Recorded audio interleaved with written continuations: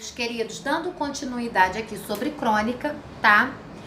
Ainda na página 5, a crônica geral e esportiva teve no Brasil um cenário bastante propício para que muitos estudiosos chegassem a afirmar que a crônica tem alma brasileira. Isso se deve principalmente ao domínio da técnica e ao uso de uma linguagem peculiar.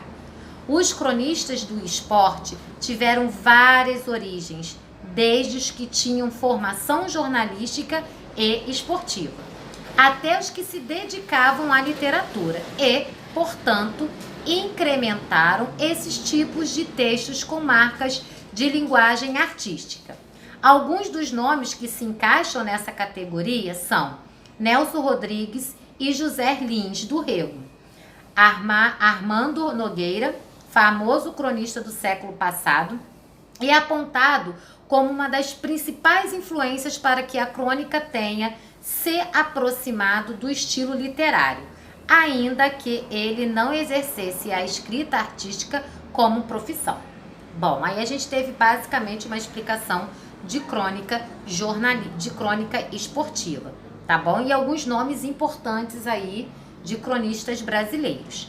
Bom, para que você compreenda as características desse tipo de texto e o seu contexto de produção, serão apresentados variados exemplos. Ou seja, a gente vai ter alguns exemplos de crônicas esportivas aqui, para que vocês tenham ideia, porque nada como a gente ler uma crônica para a gente poder entendê-la, tá?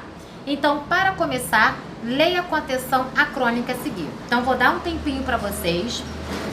Vocês irão ler essa crônica aí, tá bom? Splash Broadway, somos 62 pontos. O Warriors vence os Blazers e fazem 1-0 na série. Perdão meu inglês, tá? Mas essa crônica aí vocês irão ler, por favor, tá? Após a leitura da crônica, tá bom? Eu tenho aí, ó, entre em ação.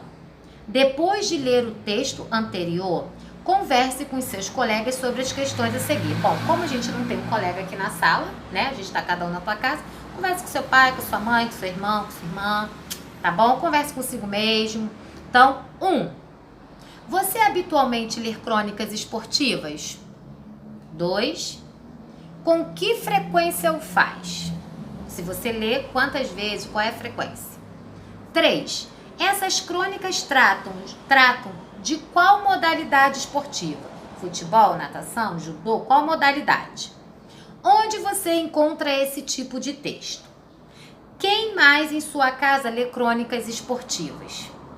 Como é a linguagem desse gênero textual? Você compreende bem? Cite pelo menos 2 características dessa linguagem. Bom, quando você acabou de ler essa crônica aí acima, lá na página 5, você conseguiu compreender direitinho? Conseguiu entender direitinho a linguagem? Então, pessoal, essas respostazinhas aí vocês coloquem no caderno de vocês. Lá no caderno de produção, página 6, e não precisa copiar a resposta, só colocar ou melhor, não precisa copiar a pergunta, só colocar as respostas, tudo bem? Então, vamos lá.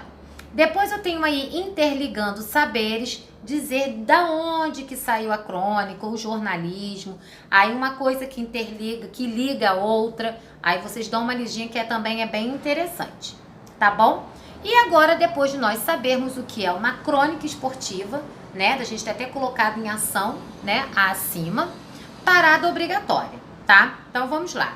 Depois de ler com atenção o texto que narra a partida de basquete da NBA, responda as seguintes questões. Então, pessoal, para responder essa, vocês precisam ter lido perfeitamente a crônica lá da página 5, tá? Número 1. O que está sendo narrado no texto? Número 2. Comente o seu grau de entendimento do texto. Aí, no caso, é bem particular e bem pessoal. O que você entendeu do texto? Comente aí, tá? 3. O que você sabe sobre os times e os jogadores mencionados no texto? É possível compreender o texto sem conhecê-los? Bom, se vocês já conhecem, perfeito, vai ser tranquilo vocês escreverem aí.